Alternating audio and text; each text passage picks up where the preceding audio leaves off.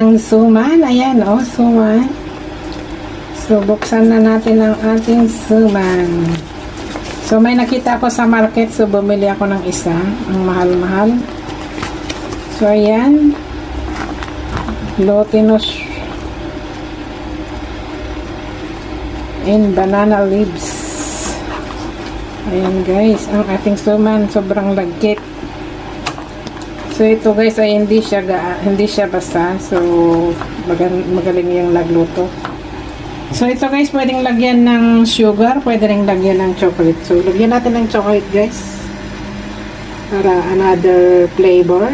Ayan. Diba?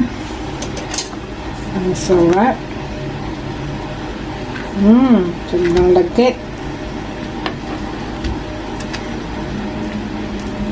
Sarap ito guys, ikape. Kaya merienda. Kain tayo guys. Wow.